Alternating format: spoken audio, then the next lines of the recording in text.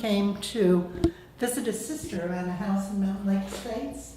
And he bought this 7.5-acre site and hired the Olmsted Brothers local representative to design his gardens. They went ahead and started painting, and then they hired an architect and designed the house to fit into the gardens. So the gardens surrounding the house are an integral part of the whole Pinewood mansion experience.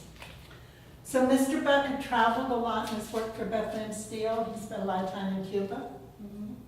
And so the house has a strong Cuban influence. He also spent a lot of time in the Mediterranean, so you see that he's chosen lots of Italian and Spanish antiques to decorate his house. And the house is Mediterranean Revival style architecture. So the floor tiles were handmade in Cuba. And you notice the surface design on them? That's because after they were shaped, they were just laid out in the fields to dry. So that's from whatever stems or grasses they laid on. Wow. And every room of the house that has terracotta flooring has a different design. I wonder if you can pick this up in your video. The lower hall, there's an optical illusion there. So that it doesn't look exactly flat when you're looking at it. Wow. That is neat. And did you notice the tile on the stair risers? Yeah, Each of I those is did. different. They're Oh, hand yeah. painted. And that's Tunisian. The light fixtures in the house are all original except the chandelier in this room, which the foundation installed when they bought the property in 1970. This room we call the morning room because that's where Mr. Buck had his morning coffee while he waited for the servants to prepare breakfast. Oh. And there were two other owners besides the Bucks. The Kerrigans bought the property from the Buck estate. The Bucks and the Kerrigans were only here 6 to 8 weeks each winter. And then the Keens purchased the property and they lived here year-round until the foundation bought it from the Keen family in 1970. Wow. I like that window. So we have furniture and things that belong to the Bucks, some things that belong to the Keens, and some things that belong to the Kerrigans. Okay. And so Mr. Buck's youngest daughter, who acted as his hostess, was still living when we bought the property, so she was able to identify what things were her father's and where they were in the house when they lived here. Oh. And she came here a couple weeks ahead of him each year, brought her daughters. They did their homework in the morning and mailed it back to Pennsylvania to be graded. The doors are cypress wood, and they're handcrafted. They're pieces of molding that are cut to fit. There's only one door in the house that's actually carved, and it's in the round room, so you'll watch for it. All of the doors have a different design, and they're different shapes and sizes. And these are hung from pins instead of hinges. Oh. And this is a powder room, just very progressive for the early 1930s. There are 5 full baths upstairs, 1 in each bedroom. And all the plumbing fixtures in the house are original and they all work. Wow. It's just pretty amazing, isn't it? Yeah. And this door takes you to the Butler's pantry. And Shirley will meet you down there and take you through downstairs. Okay. Thank you. Yeah, thank you. Hello. Hi. Hi. Welcome to the Butler's pantry. How you doing? Very good. Good. You said it was all right to film, so. I don't want to stand in your way. Right. Wow, what a view.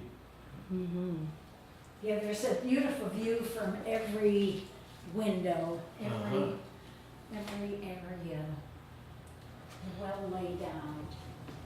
And then that's a kitchen, and the range hood is original, Wow. and the table and the built-in cabinetry. I'll just take this down a minute and let you peek out there. I don't know why we're not supposed to show this, because I think it's some of the prettiest. Oh, yeah. It's Cabinetry. okay. Yes. Wow. Mm-hmm. Wow. Yeah, you know, you don't get to see that with the door. Uh, That is beautiful. You know, in 1930, it was very unusual to have this amount of built-in cabinetry.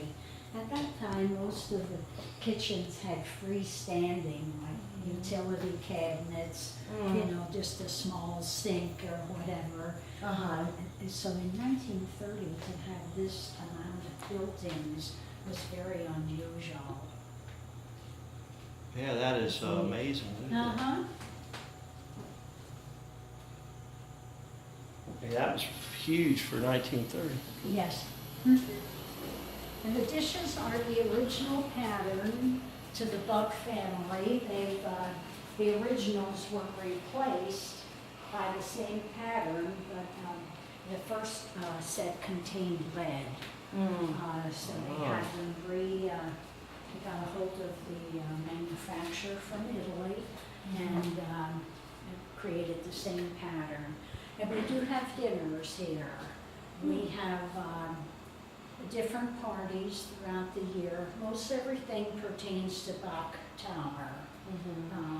Raffle, they have sometimes prizes where they raffle off a dinner for 8. And then they had, they've had Valentine's dinner here, and we catered for 80 people. Wow. They had tables set up in every room wherever they could. It was a very nice function, and we had strolling mariachis, so they're starting to use the house more and more for social events. We do have concerts in the big music room at times. Oh, great. For about 35 to 40 people can be housed in there comfortably. Most of the time it's either a pianist or a violinist or flautist. So another thing that's unusual in Florida, most homes don't have a basement because of us on this high elevation. We have a basement in part of this. It's under the kitchen and the butler's pantry and under the dining room. Yeah, I didn't never hear of a basement in Florida. Not many. Not many. This is the dining room, Wow. and this is one of 3 fireplaces in the house. The style reminds me of my great grandmother's house when I was younger, with the long wooden table and a big mirror. Uh-huh. Looks like, Yeah, and Yeah, all the sliding doors are pocket doors that go into the wall because the walls are 16, some are 16 inches wide and some are up to 20 wide. Wow. The foyer is 20 inches wide, so the doors go into the wall. And it's a beautiful view because you have the Moongate garden out there, and then you have the screened-in patio breakfast area too, or you can have a dinner out there. is this where they do the dining yet? Mhm. Right? Nice, beautiful. Huh? Yeah, the table extends. They can seat comfortably 10 to 12 here at Yeah. this table. And when they have the board of directors meetings for Buck Tower, they have the meal here in the big music room. The caterers come in and set up big round tables. Oh, this is the music room? No, you'll Oh. see that Oh. where the big baby grand is in. No, this is just the dining room. But once in a while, the public can come in here to, if you. Yeah, for special events. Wow. And this is the pattern of dishes. You can see it now on display. Amazing. All the lighting fixtures are original to the house, and majority of the furniture is. Curtains? Have been replaced over the Yeah. years. Like those beams.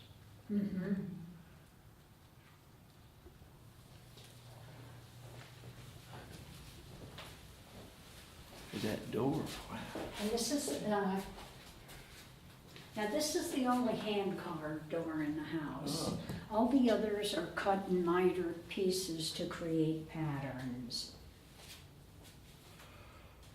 That's amazing. And take note of the pattern of tile. As you go from room to room, they're laid in different areas to create different patterns. Same tile.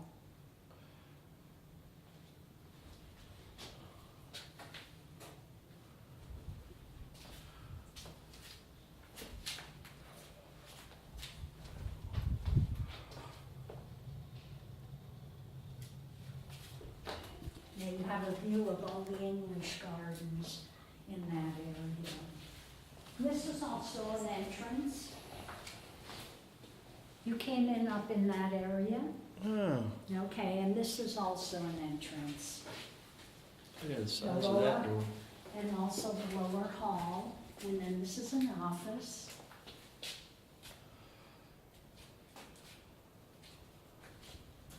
This was Mr. Buck's office. They only lived in the house 6 weeks in the winter time. This was their winter retreat. Small for today's offices. And it's so Yeah. much more space with computers and everything else. At that time, the telephone probably was it, and paper and pencil. Yeah, that's true. And this is the loggia. The loggia is like our family rooms in our houses are today. And conversation area, and these doors go into the wall also. They, that's why you'll see all the screens on the outside of the windows. Because when the house was built, there was no air conditioning, so you had great cross ventilation coming through here.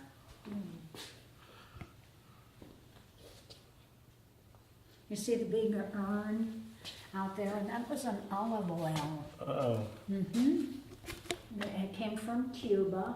Wow. Mr. Buck did a lot of business in Cuba. That's why Oh, there's yeah. a lot of Cuban influence in the house. A lot of Mediterranean, Cuban. that's amazing. Yeah, that's another fireplace.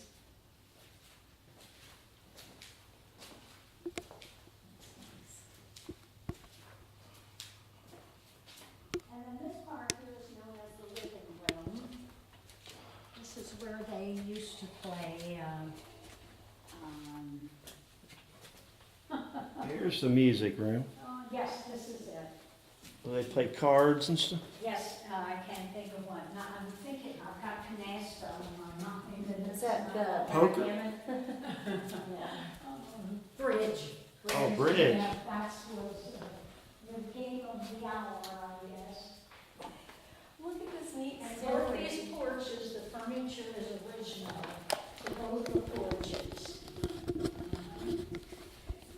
And then a dining here and cocktails and relaxation and conversation out here. Florida room. Yes, yes, a nice screen in the Florida room.